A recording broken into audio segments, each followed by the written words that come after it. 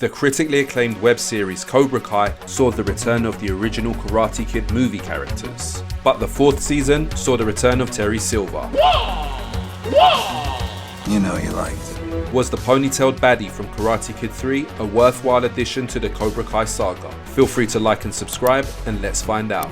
Terry Silver, in a nutshell, was the Vietnam war vet buddy to bad guy Cobra Kai sensei John Kreese. Cobra Kai never dies. After Kreese had his students suffer defeat to Daniel LaRusso, aided by mentor Mr. Miyagi, and consequently had his dojo business put out of business, Broken Man Kreese is wandering the streets like the Incredible Hulk,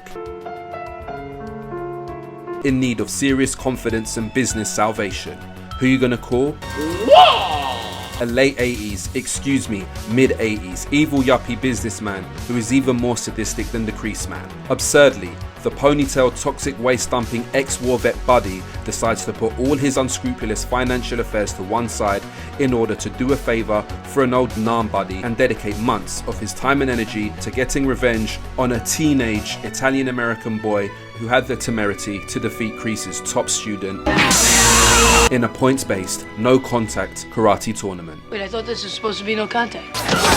After months of torment, narcissistic stalking, and narcissistic abuse, with the assistance of a late 80s spiky-haired deadly weapon, mid 80s, believe it or not, Daniel LaRusso, the good guy, despite being friend-zoned by a 16-year-old, What do you have? A boyfriend. finds his mojo and defeats the bad guys.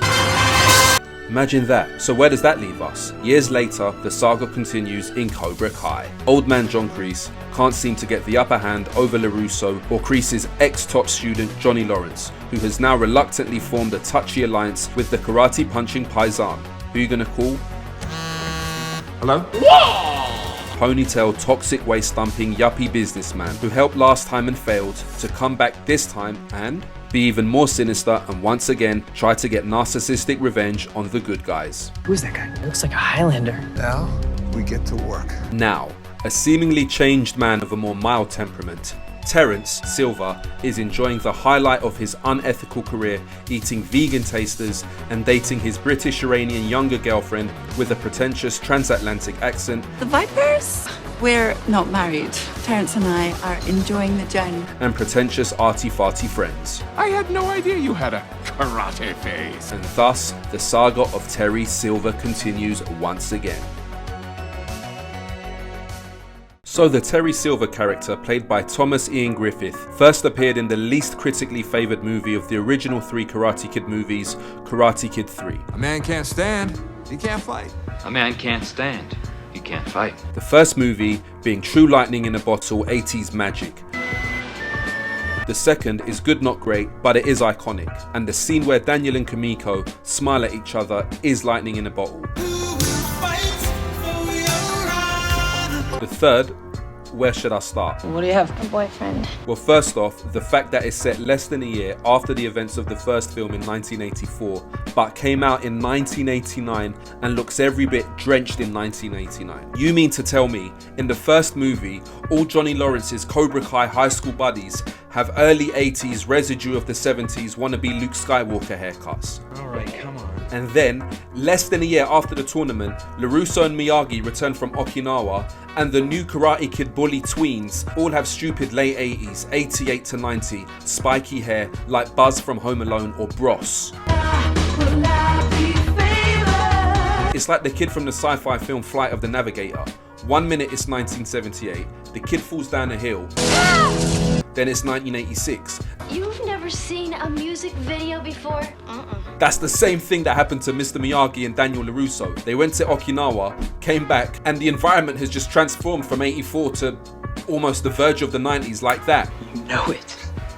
The first film, especially at the tournament where you see Freddy Fernandez and his buddy look like they're trapped in the late 70s.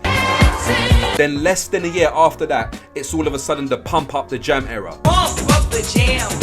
Literally seconds away from the rave era. It actually is the beginning of the rave era. Let me try and emphasize this point real quick, then we'll move on.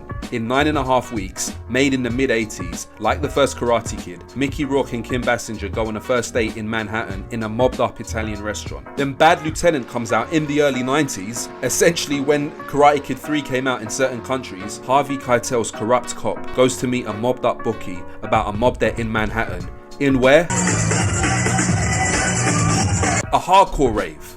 Like, such different eras. LaRusso in Karate Kid 3 is doing kata. It even looks like the Prodigy doing this. Kata isn't karate, it's dancing. The era of non-stop dancing. Even when there's no music, they're dancing. Even though you got that, you can dance, huh? Completely different eras, but it's meant to be set less than a year after the events of the first film. All digressions to one side. The point I'm making here is Karate Kid 3's sense of time and continuity have aged like stale milk. You know it. Then if all that wasn't enough, he's being friend-zoned by a girl he met. What do you have? A boyfriend. Because she initially came on too strong, then suddenly had a big epiphany to reconcile with her ex. I mean, I did come on kind of strong. Who puts that in a movie? In the midst of all the madness and mediocrity, you have the Terry. For the next few weeks, my business is strictly revenge. Everything is in place, sir. It's blood. So what? We have an agenda here, Daniel. It's really very simple.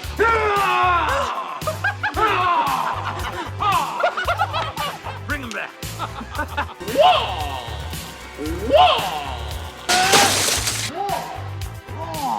Terry Silver being the only saving grace of this ridiculous picture. I want him to experience pain. What do you have? A boyfriend. I mean, I did come on kind of strong. You can dream about me.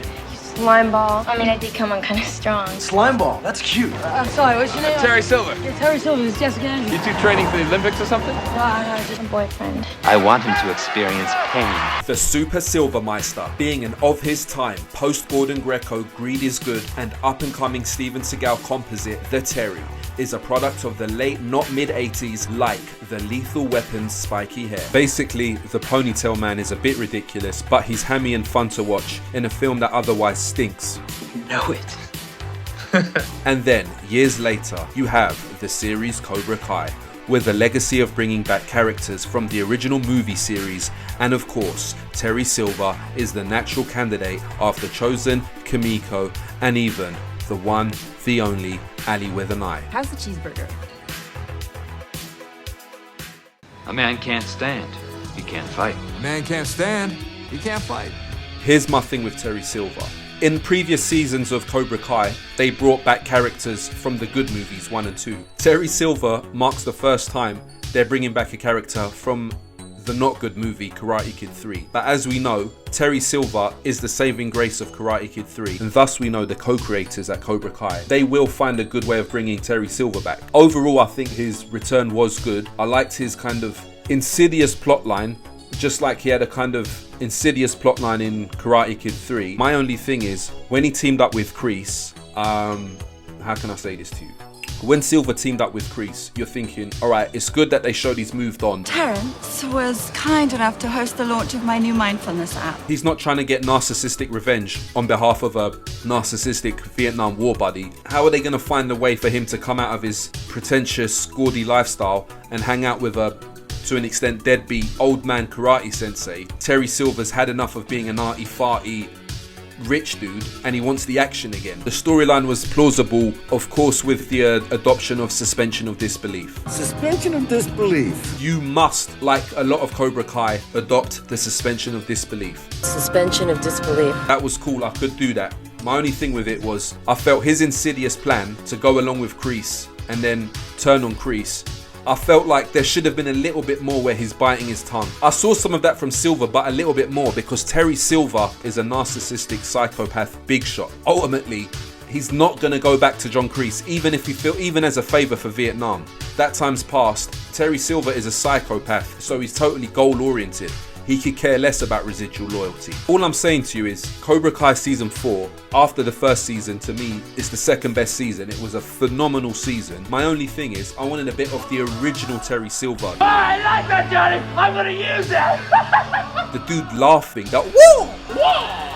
The character was written that he's playing the long patient game, Narrative wise, I understood it, but emotionally, I just needed the Silver Master. Having said that, this was a sick season, bruv. It was wicked. It's multi-generational. My mate's 7-year-old son has binged it twice. The smart thing with bringing Terry Silver back is bringing back a character who was essentially a narcissistic psychopath 30 years ago. That type of psychological torment is just as prevalent today, if not more so, with online stalking, online cyberbullying. So having parallel plot lines of bringing Terry Silver back, and then you have the Daniel LaRusso's son character, Anthony LaRusso, who's bullying and cyberbullying the character Kenny, and then as a parallel plotline with Terry Silver joining Cobra Kai and then mentoring the kid Kenny, who'd previously been bullied, to then turn into the bully. You're killing numerous birds with the same stone. Cobra Kai, the best show out there right now. If you've made it this far, thank you very much. Feel free to like and subscribe. Kata isn't karate, it's dancing.